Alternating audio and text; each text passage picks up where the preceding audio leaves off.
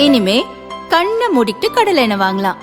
ஏன்னா மந்த்ரா கடலை எண்ணெய் இதயத்தின் தயாரிப்பு. வறுக்க பொரிக்க ஏன் எல்லா சமையலுக்கும் மந்த்ரா தான். மந்த்ரா கடலை எண்ணெய், அபார ருசி, ஆரோக்கியமான உடல் நலம்.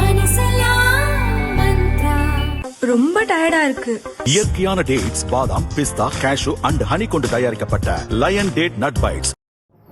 வணக்கம், செய்தி சுருக்கம். ஓய்வெடுக்க கொடைக்கானல் செல்கிறார் முதல்வர் ஸ்டாலின். சட்டசபை தேர்தலை ஒட்டி திமுக தலைவரும் முதல்வருமான ஸ்டாலின் தமிழகம் முழுவதும் தீவிர பிரச்சாரத்தில் ஈடுபட்டார். சென்னை, கோவை, திண்டுக்கல், தருமபுரி, ஓசூர் உட்பட பல மாவட்டங்களில் திமுக மற்றும் கூட்டணி கட்சி வேட்பாளர்களை ஆதரித்து ஓட்டு சேகரித்தார். தற்போது ஓட்டுப்பதிவு முடிந்த நிலையில் கொடைக்கானலுக்கு சென்று ஓய்வெடுக்க திட்டமிட்டுள்ளார். அதன்படி குடும்பத்துடன் சென்னையிலிருந்து விமானம் மூலம் இன்று மதுரை புறப்பட்டு சென்று அங்கிருந்து கார் மூலம் சாலை மார்க்கமாக கொடைக்கானல் செல்கிறார்.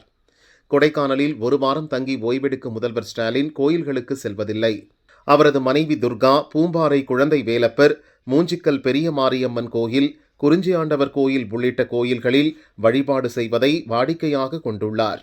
2021 தமிழக சட்டசபை தேர்தல், 2024 லோக்சபா தேர்தலின் போது கொடைக்கானலில் உள்ள பாம்பர்புரத்தில் உள்ள தனியார் நட்சத்திர விடுதியில் தங்கியிருந்தார். அந்த தேர்தல்களில் திமுக அமோக வெற்றி பெற்றது. இந்த முறையும் சென்டிமெண்டாக கொடைக்கானல் செல்லும் முதல்வர் ஸ்டாலின் 2026 சட்டசபை தேர்தலில் அமோக வெற்றி பெற்று விடுவோம் என்ற கனவில் உள்ளார். பெரம்பூரில் தோல்வி பயம், ஸ்டாலினுக்கு அதிர்ச்சி புகார். தாவேக்க ஓட்டுகளால் திமுகவுக்கு பின்னடைவு. முதல்வர் ஸ்டாலின் நேற்று காலை திமுக தலைமை அலுவலகமான அறிவாலயம் வந்தார். அங்கு சென்னை, திருவள்ளூர், காஞ்சிபுரம் மாவட்டங்களைச் சேர்ந்த திமுக வேட்பாளர்களும் வந்திருந்தனர். அவர்களுடன் ஓட்டுப்பதிவு தொடர்பாக ஸ்டாலின் ஆலோசனை நடத்தினார். தொகுதிகளில் வெற்றி வாய்ப்பு நிலவரம், ஓட்டுப்பதிவு சதவீதம் உள்ளிட்டவை குறித்து கேட்டறிந்தார். அப்போது சென்னை பெரம்பூர் தொகுதியில் உள்ள மாவட்ட நிர்வாகி ஒருவர் மீதும் வட்ட நிர்வாகிகள் மீதும் வேட்பாளர்கள் சரமாரியான புகார்களை கூறியுள்ளனர்.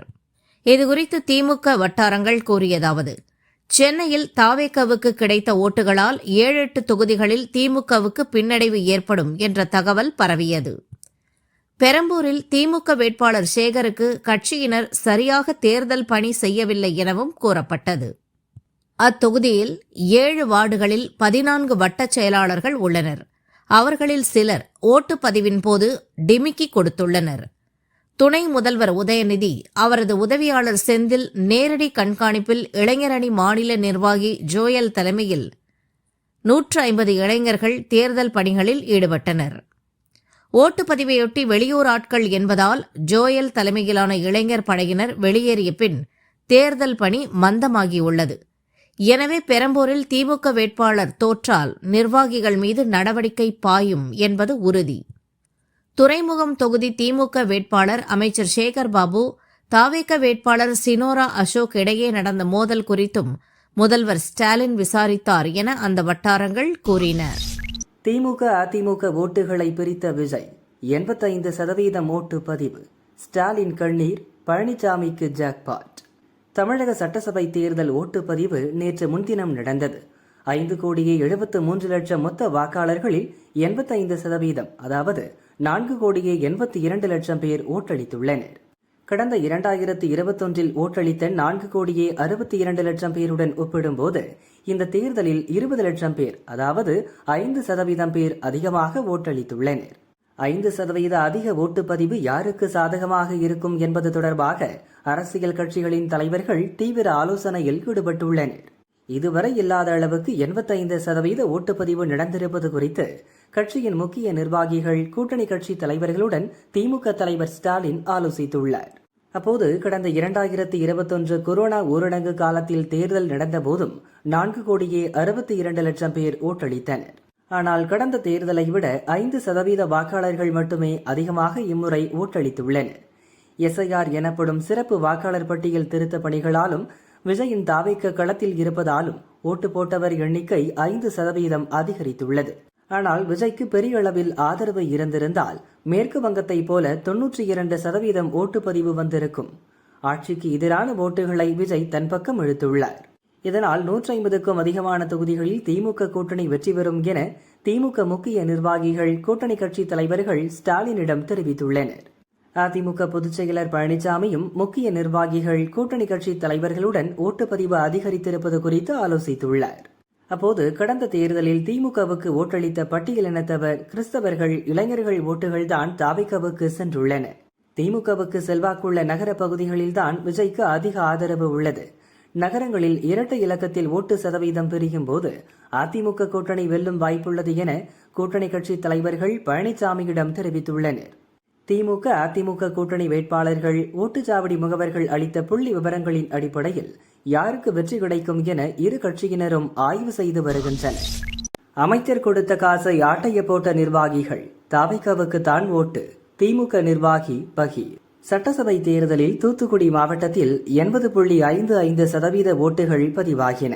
தூத்துக்குடி மாவட்டத்தில் உள்ள கடற்கரை பகுதிகளில் திமுகவுக்கு குறைவான ஓட்டுகளை கிடைத்ததாகவும், தாவேகா பக்கம் அந்த ஓட்டுகள் சென்றுவிட்டதாகவும் கட்சியினர் கூறி வருகின்றனர். இந்நிலையில் தூத்துக்குடி திரேஸ்புரம் பகுதியைச் சேர்ந்த ஆரோக்கியதாஸ் என்ற திமுக நிர்வாகி சமூக வலைதளங்களில் வீடியோ வெளியிட்டுள்ளார். அமைச்சர் கீதா ஜீவனுக்கு பேசுவது போல் அமைந்துள்ள அந்த வீடியோவில் கீதா ஜீவன் ஓட்டுக்காக கொடுத்த பணம் முறையாக பட்டுவாடா ஆகவில்லை எனவும் கூறியுள்ளார்.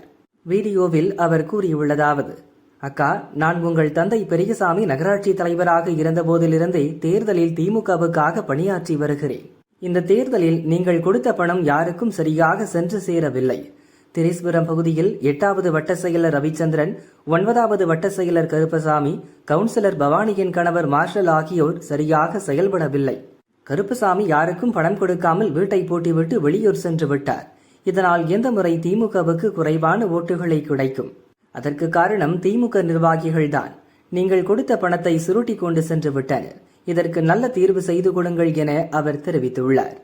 திமுக நிர்வாகிகள் சிலர் கூறுகையில், தூத்துக்குடி தொகுதிக்குள் 60% ஓட்டுகளை கணக்கில் கொண்டே திமுக சார்பில் பணம் பட்டுவாடா செய்யப்பட்டது. மாநகர பொறுப்பில் இருப்பவரின் தவறான நடவடிக்கையால் நிர்வாகிகளுக்கு பணம் சரியாக போய் சேரவில்லை.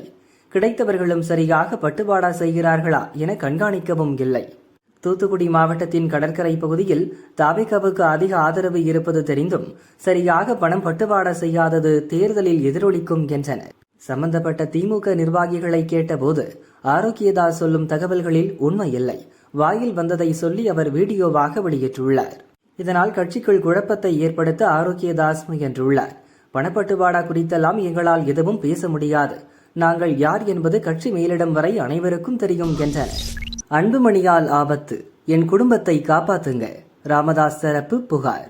பாமக தலைவர் அன்புமணியால் ஆபத்து ஏற்பட்டுள்ளதால் என் குடும்பத்திற்கு காவல்துறை பாதுகாப்பு அளிக்க வேண்டும் என அக்கட்சியின் நிறுவனர் ராமதாஸின் உதவியாளர் சுவாமிநாதன் வலியுறுத்தியுள்ளார். இது தொடர்பாக தமிழக டிஜிபி அலுவலகத்தில் அவர் அளித்துள்ள புகார் மனு. பாமக தலைவர் அன்புமணி, அவரது மேலாளர் சசிகுமார் வாயிலாக என் மீது பொன்னேரி நீதிமன்றத்தில் சிவில் வழக்கும், கும்மிடிப்பூண்டி நீதிமன்றத்தில் குற்றவியல் வழக்கும் தொடரப்பட்டுள்ளன. அன்புமணி, அவரது மனைவி சௌமியா, ராயபுரம் ராதாகிருஷ்ணன், வழக்கறிஞர் பாலு, முன்னாள் எம்எல்ஏ சேலம் கார்த்தி, வழக்கறிஞர் வினோபாபா, அன்புமணி மேலாளர் சசிகுமார் ஆகியோரால் எனக்கும் என் குடும்பத்தினருக்கும் ஆபத்து ஏற்பட்டுள்ளது. இது தொடர்பாக இருமுறை டிஜிபி அலுவலகத்தில் புகார் கொடுத்தும் நடவடிக்கை எடுக்கப்படவில்லை. அன்புமணி மேலாளர் சசிகுமார் தொடர்ந்த வழக்கில் வரும் 27ஆம் தேதி நான் கும்மிடிப்பூண்டி நீதிமன்றத்தில் ஆஜராக இருக்கிறேன். அப்போது எனக்கும் எனது குடும்பத்தினருக்கும் காவல்துறை பாதுகாப்பு அளிக்க வேண்டும், இவ்வாறு அதில் கூறப்பட்டுள்ளது. வன்முறையை கட்டவிழ்த்துவிட்டு வெற்றி பெற நினைப்பது வெட்கக்கேடு. தமிழக சட்டசபை தேர்தலில் பாபநாசம் தொகுதியில் நாம் தமிழர் கட்சி சார்பில் அனிஸ் பாத்திமா போட்டியிட்டார். தேர்தல் அன்று அம்மாப்பேட்டை அருகே உக்கடை கிராமத்தில் உள்ள ஓட்டுச்சாவடியை பார்வையிடச் சென்ற 8 மாத கர்ப்பிணி அனிஸ் பாத்திமா மீது தாக்குதல் நடத்தப்பட்ட சம்பவத்திற்கு நாம் தமிழர் கட்சியின் தலைமை ஒருங்கிணைப்பாளர் சீமான் கண்டனம் தெரிவித்துள்ளார். திமுக முரடர்களால் தாக்கப்பட்டு மருத்துவமனையில் இருந்த அனிஸ் பாத்திமாவின் நிலை கண்டு மனம் மிகவும் வேதனை அடைந்தது. கருத்துக்களால் எதிர்கொள்ளும் திறனற்ற கோழைகள் வன்முறையை கட்டவிழ்த்துவிட்டு வெற்றி பெற நினைப்பது வெட்கக்கேடானது. தமிழகத்தில் சட்டம் ஒழுங்கு தற்போது யாருடைய கட்டுப்பாட்டில் உள்ளது? தமிழக காவல்துறையை கட்டுப்படுத்துவது யார்? திமுகவா அல்லது தேர்தல் ஆணையமா? அங்கீகரிக்கப்பட்ட ஓர் அரசியல் கட்சியின் பெண் வேட்பாளர் மீது நடத்தப்பட்ட கொலைவெறி தாக்குதலுக்கு தேர்தல் ஆணையம் என்ன பதில் கூறப்போகிறது? தாக்குதல் நடத்தியவர்கள் குறித்து நாம் தமிழர் கட்சியினர் புகார் அளித்தும் இதுவரை குற்றவாளிகளை போலீசார் கைது செய்யாதது ஏன்? கர்ப்பிணி பெண் என்றும் பாராமல் கொடுந்தாக்குதல் நடத்திய திமுக முரடர்கள் மீது கொலை முயற்சி வழக்கு பதிவு செய்து உடனடியாக கைது செய்ய வேண்டும். இல்லையென்றால் நாம் தமிழர் கட்சி மாபெரும் கண்டன போராட்டத்தை முன்னெடுக்கும் என சீமான் எச்சரித்துள்ளார். மோடி அமித்ஷா பிரச்சாரம். பாஜக இரட்டை இலக்க கனவு. 27 தொகுதியில் பிஜேபி கணக்கு. தமிழகத்தில் அதிமுக தலைமையிலான தேசிய ஜனநாயக கூட்டணியில் பாஜக 27 தொகுதிகளில் போட்டியிட்டது. இதில் 18 தொகுதிகளில் திமுகவுடன் நேரடியாக மோதியது. பாஜக வேட்பாளர்களுக்கு தேர்தல் பிரச்சார பணிகளில் உதவ 27 தொகுதிகளுக்கு தலா ஒரு பொறுப்பாளர் நியமிக்கப்பட்டனர். இந்த தேர்தலில் இரட்டை இலக்கத்தில் எம்எல்ஏக்களை வெற்றி பெற வைத்து சட்டசபைக்கு அனுப்ப பாஜக மேலிடம் திட்டமிட்டுள்ளது. இதற்காக பாஜக வேட்பாளர்களை ஆதரித்து பிரதமர் மோடி, மத்திய அமைச்சர்கள் அமித்ஷா, ராஜ்நாத் சிங், பியூஷ் கோயல், டெல்லி முதல்வர் ரேகா குப்தா, மத்திய பிரதேச முதல்வர் மோகன் யாதவ், ஆந்திர முதல்வர் சந்திரபாபு நாயுடு உள்ளிட்டோர் பிரச்சாரம் மேற்கொண்டனர். ஓட்டுப்பதிவு முடிவடைந்த நிலையில் பாஜக வேட்பாளர்கள் போட்டியிட்ட தொகுதிகளின் தேர்தல் பார்வையாளர்களிடம் அக்கட்சி மேலிடம் அறிக்கை கேட்டுள்ளது. இதுகுறித்து பாஜக தேர்தல் பார்வையாளர் ஒருவர் கூறுகையில், ஒவ்வொரு தொகுதியிலும் இளைஞர்கள், மகளிர் யாருக்கு ஓட்டளித்தனர், வாக்காளர்கள் ஆர்வமுடன் ஓட்டளிக்க என்ன காரணம், பாஜக வேட்பாளருக்கு எவ்வளவு ஓட்டுகள் கிடைக்கும், வெற்றி வாய்ப்பு யாருக்கு சாதகமாக உள்ளது என்பது உள்ளிட்ட விவரங்களை கட்சி தலைமை கேட்டுள்ளது. 2 தினங்களுக்குள் அந்த விவரங்கள் அனுப்பப்படும் என்றார். வங்கிகளை மிரட்டும் கிளாட் மித்தோஸ் AI.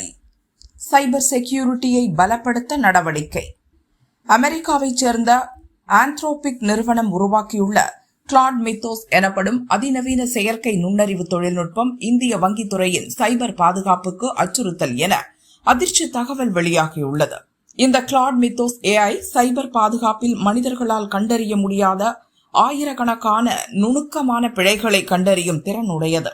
குறிப்பாக 27 ஆண்டுகளாக மறைந்திருந்த பாதுகாப்பு ஓட்டைகளை கண்டறிந்துள்ளது. அது மட்டுமின்றி இதன் மூலம் வங்கி வாடிக்கையாளர்களின் தரவுகள் திருடு போக அதிகம் வாய்ப்புள்ளதாகவும் தகவல் வெளியாகியுள்ளது. இதன் அபரிமிதமான ஹேக்கிங் திறனால் பொதுமக்களின் பயன்பாட்டிற்கு இது இன்னும் விடப்படவில்லை. எனினும் அங்கீகரிக்கப்படாத சில நபர்கள் இந்த AI தொழில்நுட்பத்தை பயன்படுத்தியதாக தகவல் வெளியாகி பரபரப்பை ஏற்படுத்தியது. இந்நிலையில் கிளாட் மித்தோஸ் AI-யால் நம் நாட்டின் வங்கித்துறைக்கு ஏற்படக்கூடிய ஆபத்துகள் குறித்து வங்கிகளின் தலைவர்களுடன் மத்திய நிதி அமைச்சர் நிர்மலா சீதாராமன் நேற்று ஆலோசனை நடத்தினார். இந்த கூட்டத்தில் மத்திய தகவல் தொழில்நுட்பத்துறை அமைச்சர் அஸ்வினி வைஷ்ணவும் பங்கேற்றார். இதுகுறித்து மத்திய நிதி அமைச்சகம் வெளியிட்ட அறிக்கையில் கூறப்பட்டுள்ளதாவது, கிளாட் மித்தோஸ் AI ஏற்படுத்தும் அச்சுறுத்தல்கள் இதுவரை இல்லாத ஒன்று. இந்த AI-யால் பாதிப்புகள் ஏற்படாமல் இருக்க இந்திய வங்கித்துறை தயார் நிலையில் இருக்க வேண்டும். அது குறித்த அதிக விழிப்புணர்வும் புரிதலும் அவசியம். வங்கிகள் தங்கள் தகவல் தொழில்நுட்ப அமைப்புகளையும் வாடிக்கையாளர் தரவுகளையும் பாதுகாக்க தேவையான முன்னெச்சரிக்கை நடவடிக்கை எடுக்குமாறு மத்திய நிதி அமைச்சகம் அறிவுறுத்தியுள்ளது.